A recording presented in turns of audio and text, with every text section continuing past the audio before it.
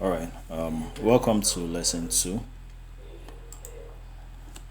And like I earlier said, the classes are going to be self-paced, meaning sit down, listen to it, make sure you learn what is being taught. You will need all of this to understand 3D in depth to the point where you can model, texture, and animate stuff by yourself in Blender.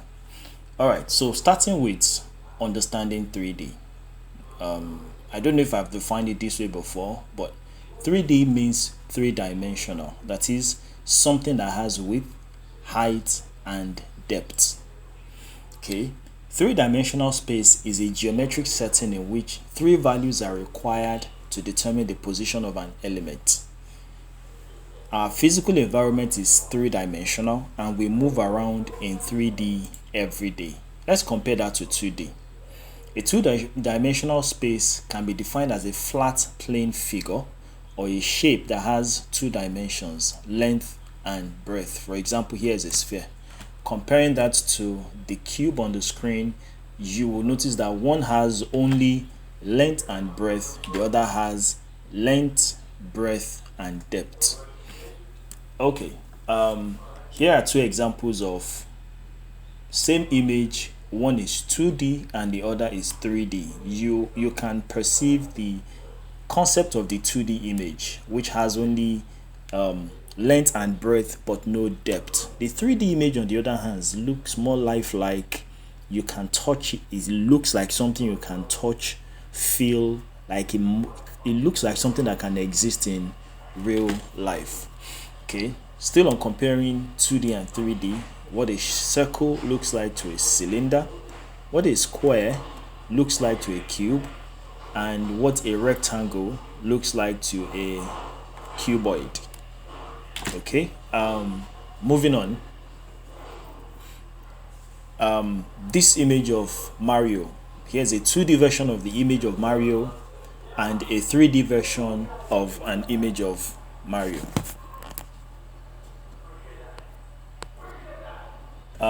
Now let's look at how your software deals with 3D information.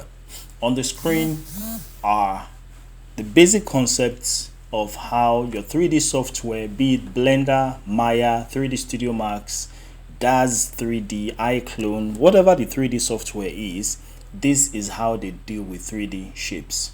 First, on the top here, you have faces. This face of the cube. Faces are the shape's surfaces. Then you have edges. Edges are the line segments where two faces meet. Vertices are the places where three or more edges meet. Let's break that down. Okay, so each of the dots on your screen is a point or a vertex. Okay, the singular form is vertex. A point or a vertex is the minimum representation of an object. The smallest representation of anything in 3D is a point, or better put, a vertex. All right. Now, when you draw a line between two vertices, you have what is called a line or an edge. So a line is the shortest distance between 2 points. It connects two vertices. Next up is a shape, also called a face or a polygon. Okay, a face is made up of 3 or more lines and is the building block of what we call objects. Another name for it is 3D model, or we can call it a mesh, plural is meshes, or geometry in 3D. All right, so here is a mesh, a shape, a form, a geometry, a 3D object, and you can see what is a face, the edges, and the vertices. Okay, here's another representation where each dot is a vertex. So these are the vertices that makes up a cube. Here we see the shapes, the faces, the sides of a cube. In 3D we call them faces. Okay, and here is an edge on a cube. Now if we were to unwrap a cube, this is what we will get. There are 6 faces in all. Okay, the 6 different faces that makes up a cube. and let's explore this new concept in Blender in a 3D software. So here on the screen you have a cube, an object, a mesh, a geometry. If I go to the edit mode, then you can see what a vertex is. Each of these is a vertex. Okay, and if I go to the face or edge select, the edge select mode, I can click on each of these is an edge or a line, and then if I come to the face select mode, these are the different faces that makes up the 3D object. Okay, let's do a bit of manipulation. Let me select a vertex. Okay, and I can move it up or down or left or right. That is how and what happens when you move a vertex around. Next up is, let's select an edge.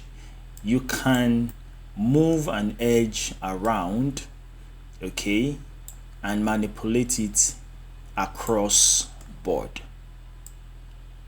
And then finally you can select a face, yeah, and just as we did for edges, and you can move the faces of your 3D objects around.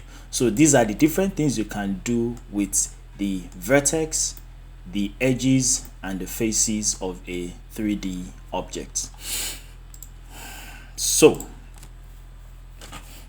all 3D models are made up of vertices, edges, and faces. Moving on now, let's take a closer look at this concept. By now you should have a firm grasp of what a vertex or a point is, what an edge or a line is in 3D space and 3D geometry, and what a face is. Okay, now let's talk about faces.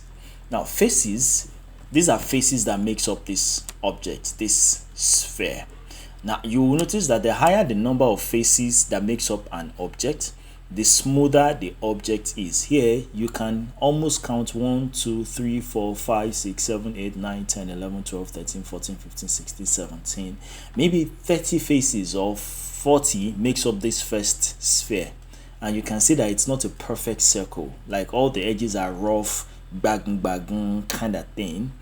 Okay, next up is this second sphere, which is much smoother, and you'll notice that the faces are smaller. Okay, there are much more faces in this middle sphere that results in a smoother object. And then when you come to the third and final sphere, you see that there are almost millions of faces on this particular sphere, and the sphere is perfectly circle. Smoother is better. Now there is one it translates to this, that the number of polygon, the more the number of faces, the higher the polygon count of an object. So what is a polygon, you might ask? The polygon count is the total number of polygons found in a 3D model.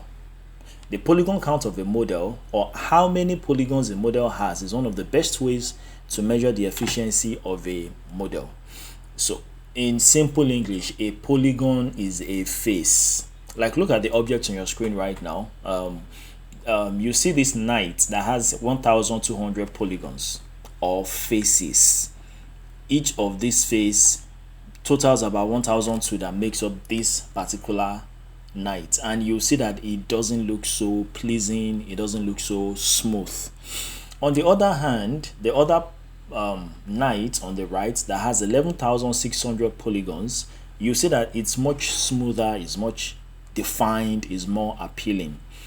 So a 3D model can have a low poly count or a high poly count. Okay, so here's an example. This 3D model of the Hulk. On the left you have a low poly count version of the mesh, and on the other hand, on the right, you have the high poly count version of the mesh. Okay, here's another example. The first mesh has 60 triangles. You might not even know that this is a man. Next up is the mesh that has 600 triangles. It's beginning to look more like the portrait, the bust of a man, but it's not so defined, it's not so smooth. At 6,000 triangles or 6,000 polygons, you see that the image is beginning to be much more clearer, much more appealing, much more smooth. And finally, the polygon, the one with the 60,000 polygon count, you see that it is way more defined, the best of the lot. For games and for slow computers, low models are okay. But if you're building a model, a 3D model for a film or for AAA games, meaning these high-end games that plays on mobile phones and plays on desktops and PlayStation, etc., the models have to be of a very high poly count. Now, when you do 3D modeling, the idea is most times you're not considering the poly count. You're just modeling to make sure everything is smooth and makes a lot of sense. You might end up with a mesh that has about 8 million polygons, like the one on the left here. Now, when you now want to export your model, you might discover that you require a lot less number of polygons. Now, there's a way you can reduce the number of polygons in a mesh and still maintain a measure of the smoothness. That process of reducing the number of polygons to a mesh with smaller polygon count, or taking a mesh with a low poly count and increasing the poly count to one with much more high poly count, that is what is called retopology. Retopology is a process of simplifying a complex 3D model into a low resolution simplified mesh of polygons, or vice versa. Here's an example. The image on the left has a very high poly count, but on the right, the poly count has been reduced to a bare minimum. Here's another example.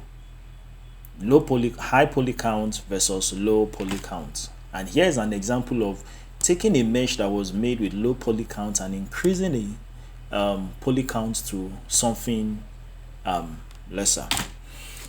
So in summary, this is a takeaway point. All 3D models are made up of vertices, edges, and faces.